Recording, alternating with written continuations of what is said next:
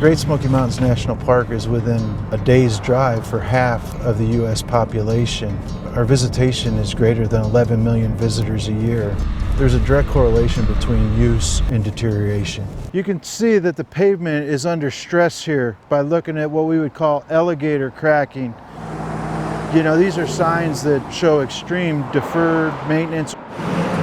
We have almost $190 million of deferred maintenance just on our roadways alone. That accounts for about 80% of our total. So our region is actually a temperate rainforest. People who work for me love this area. So if it's something that's not being taken care of, you know, it impacts us personally as well as economically.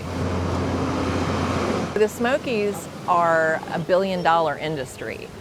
And we would not be here. Gatlinburg, Pigeon Forge certainly wouldn't exist if there was not this national park.